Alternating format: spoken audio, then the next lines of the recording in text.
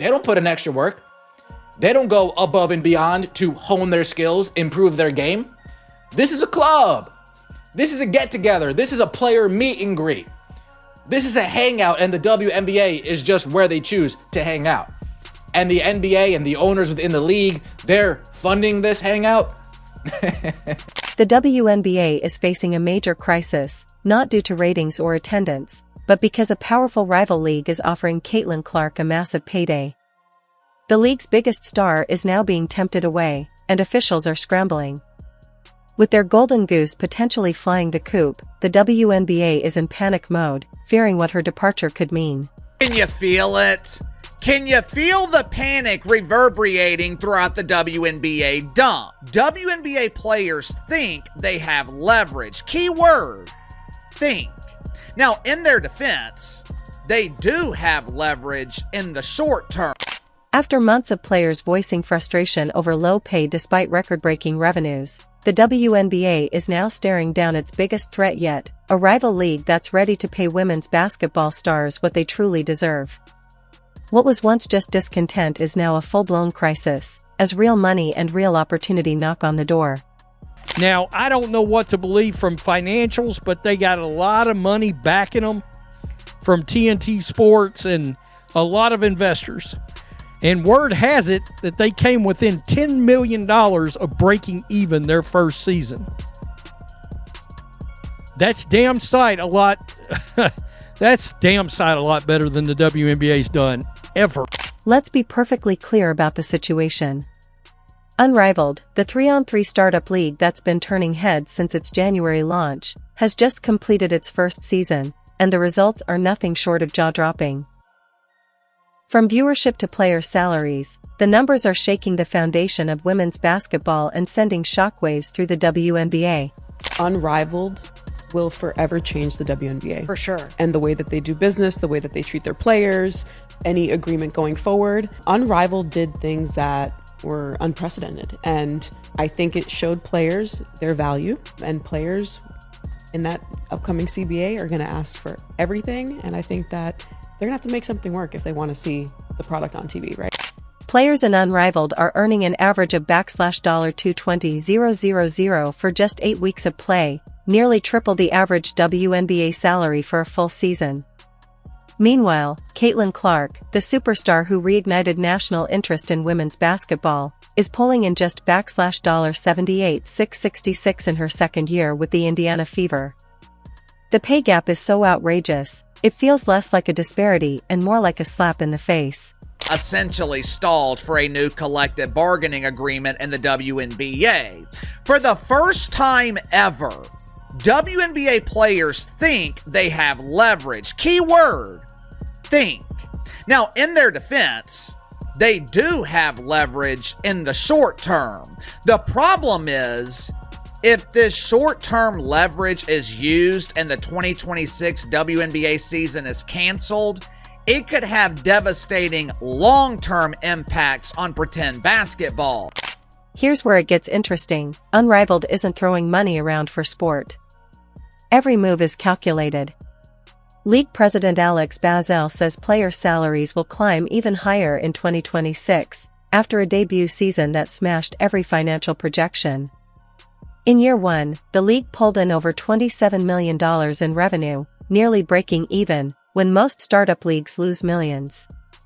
That's not beginner's luck, that's business precision. Now, Unrivaled is gearing up for round two, armed with momentum, money, and a clear target. Their sights are locked on the one player who could shift them from a thriving experiment into a genuine powerhouse, one bold enough to challenge the WNBA's decades-long grip on women's basketball. I'm wondering, will the WNBA get within $10 million this season? I kind of doubt it, considering Caitlin Clark's missed, 13, 14 games or something like that? We saw ticket prices plummeted. We know the ratings have gone down in games that she's not involved with, which has drove the ratings down across the league. So, I don't know. The frustration from WNBA players has never been clearer. At the 2025 All-Star Game in Indianapolis, the entire roster stepped onto the court in black shirts reading, Asterisk, pay us what you owe us. Asterisk, more than 40 players joined a heated meeting with league officials, the largest turnout in WNBA history, before unanimously opting out of their current collective bargaining agreement. Now, they're pushing for a $45 million team salary cap and individual player contracts worth up to $1 million. The twist? They're making these demands in a league that just finished its most financially successful season ever, and still lost $40 million. It's a bold stand. One that raises the question of whether the WNBA can afford to give them what they want, or if it's a fight they can't win. In the All-Star game, wearing "Pay Us What You Owe Us" t-shirts, WNBA players whose salaries are subsidized by the NBA wear t-shirts declaring "Pay us what you owe us." They must have thought this was a great idea. Oh, folks, we're really going to stick it to the owners. We are really going to stick it to the league. We're going to walk out in solidarity with a t-shirt that says "Pay us what you owe us," and then they'll have no choice but to pay us what they owe us. Now, my question is, what exactly? The timing couldn't be better for Unrivaled to make its move. While WNBA players are pleading for bigger paychecks from a league bleeding cash, Unrivaled is showing that women's basketball can turn a profit and still pay athletes what they're worth. The difference is downright humiliating. Angel Reese pocketed $50,000 just for winning the Unrivaled championship, over 2/3 of her entire WNBA rookie salary. Meanwhile, Paige Bueckers is projected to earn about $350,000 in her debut Unrivaled season, more than her entire 4-year rookie contract in the WNBA.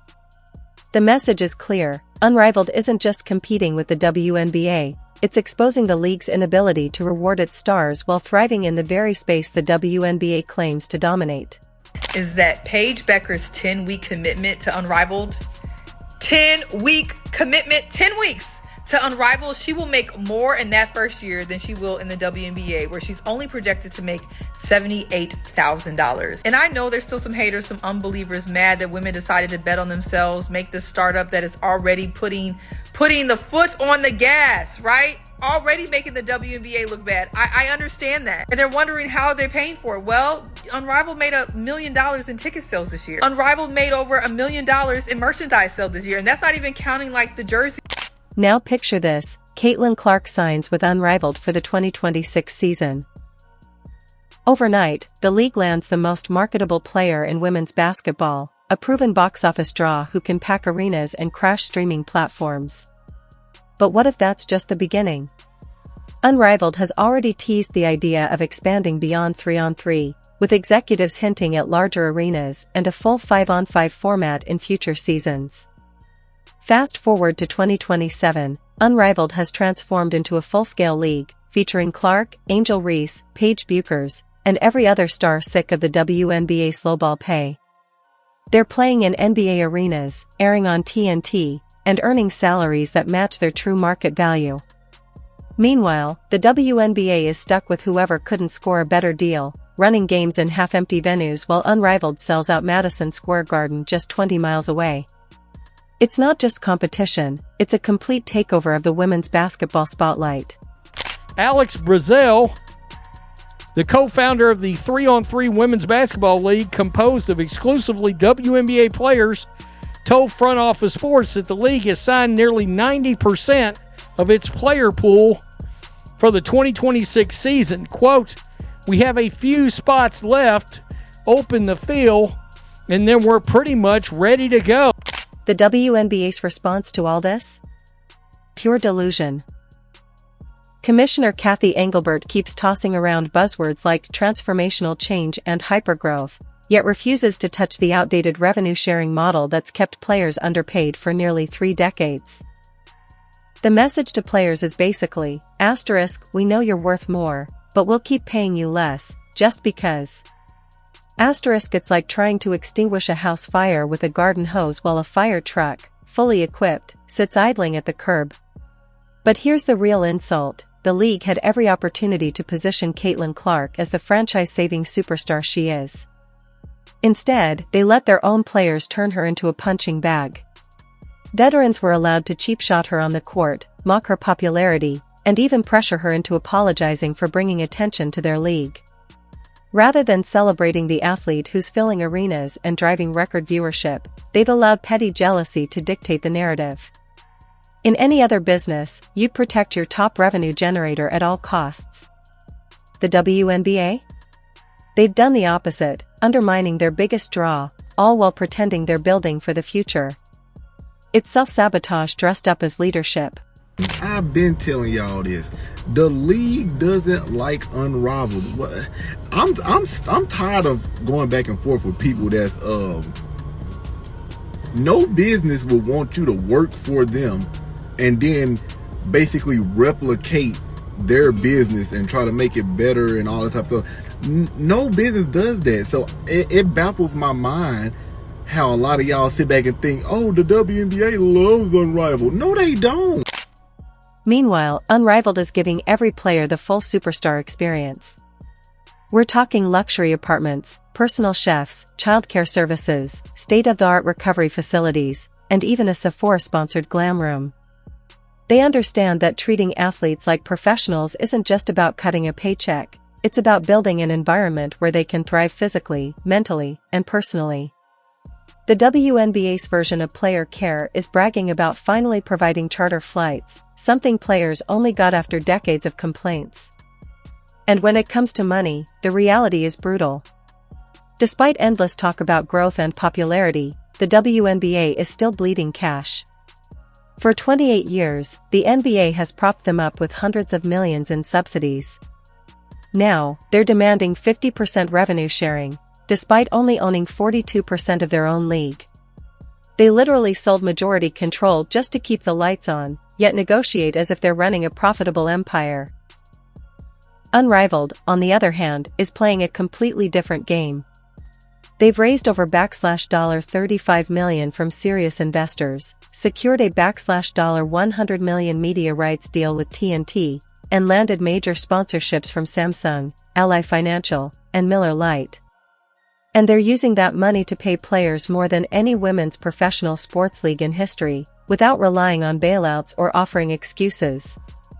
The difference is night and day. One league is proving that women's basketball can be profitable, exciting, and self-sustaining when run with vision and respect.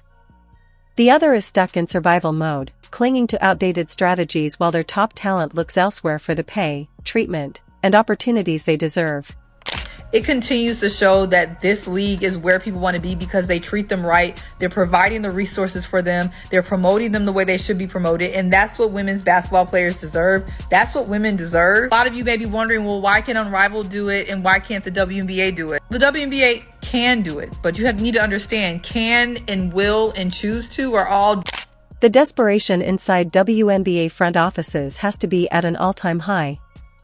They're watching their top talent openly eye a competitor that offers better pay, better treatment, and better opportunities. Case in point. Sutta Sabauli just announced she's played her last game in Dallas and is looking for a new home, right after spending time with her former Oregon teammate Sabrina Ionescu, in Unrivaled.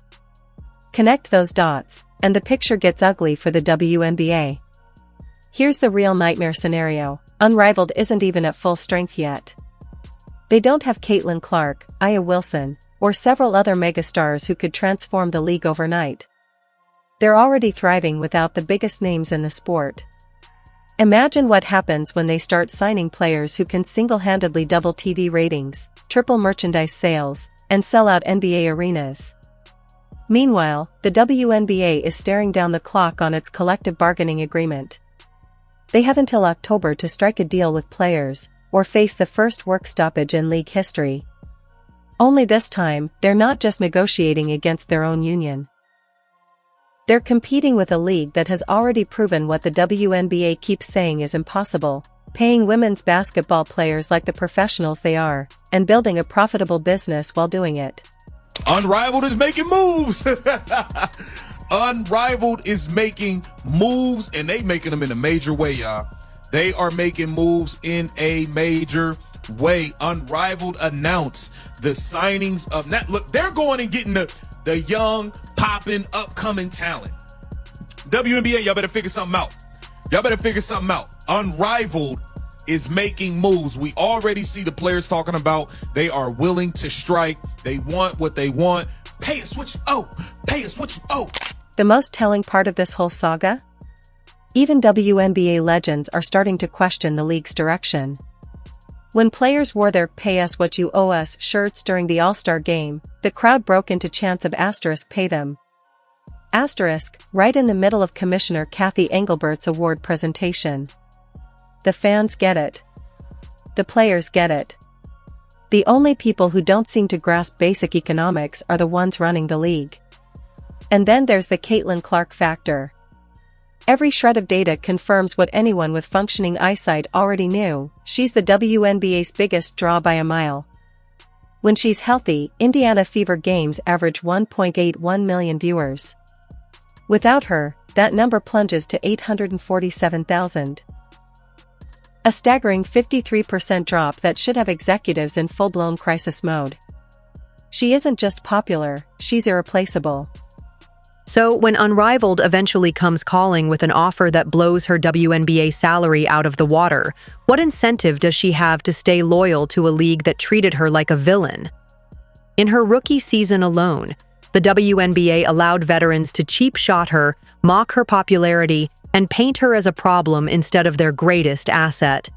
Then they acted shocked when the conversation shifted to whether she'd be better off elsewhere. That's not just bad leadership. It's organizational malpractice. In any other industry, undermining your top revenue generator would get executives fired. In the WNBA, it's apparently just business as usual, and that's exactly why Unrivaled smells blood in the water. Now, the WNBA has allowed players to play in off-season leagues for however long because they know that they are not paying them high enough salaries. Now, the goal of all the WNBA players, including Nafisa and Stewie, which is why they started Unrivaled, is to be able to pay the players more, give them livable wages, make it so they didn't have to go overseas, and I commend them for that. I think it's fantastic what they did with Unrivaled. The beautiful irony is that Unrivaled was co-founded by Nafisa Collier and Brianna Stewart, two WNBA veterans who got tired of the league's excuses and decided to build something better. They didn't wait for permission or beg for bailouts. They went out, raised capital, secured media deals, and launched a league that truly values its athletes. It's entrepreneurship at its finest, and it's making the WNBA look like a relic from another era. The expansion to larger arenas and a full 5-on-5 format isn't just wishful thinking. It's the obvious next step. Unrivaled has already proven it can make 3-on-3 basketball profitable. The logical move is to give fans the full basketball experience they crave. And when that happens, the WNBA's so-called competitive moat vanishes overnight. They'll just be another league fighting for talent, except they'll be offering the lowest pay, the worst treatment, and the weakest business model. This is what happens when you take your customers and your talent for granted for too long. For decades, the WNBA told players to be grateful for whatever crumbs they were given, never considering that someone else might come along and actually treat these athletes like the valuable assets they are. Now that someone else exists, and they've built a league that's already proven what the WNBA insists can't be done: make women's basketball profitable while paying players fairly. The result? The WNBA is staring down its first true existential threat, and it's one entirely of its own making. WNBA is still under this major umbrella of the NBA, and a lot of that affects the way they do things. As long as the WNBA is in this 360 deal with the NBA, you're not going to see them promoting their players, paying their players, all the things that Unrivaled is able to do because they don't have that. The writing is on the wall, and it's spelled out in dollar signs representing everything the WNBA has failed to deliver for nearly 3 decades. Unrivaled isn't just offering higher pay. They're offering respect, equity stakes, and a business model that grows with success instead of fighting against it. They're showing the world exactly what the WNBA could have been if it had been run by people who understood the true value of their product. Now, we're watching the WNBA scramble as their chickens come home to roost. They were handed the greatest gift any sports league could ever dream of: a transcendent superstar capable of carrying an entire sport on her back. and they let petty jealousy and organizational incompetence turn that gift into a PR liability. Meanwhile, Unrivaled is quietly and profitably building the future of women's professional basketball, one well-compensated athlete at a time. The question isn't whether Unrivaled will keep growing and competing with the WNBA. The real question is whether the WNBA will even exist in its current form once players realize they don't have to settle for poverty wages and second-class treatment to play the game they love. The revolution isn't coming, it's already here, and it's being televised on TNT, backed by serious investment, fueled by competitive salaries, and built on genuine respect for the athletes who make it all possible. The WNBA can either adapt to that reality or watch its brightest stars pack their bags and take the future of the sport with them. If you enjoyed leaving a like and subscribing, more videos are on the screen now.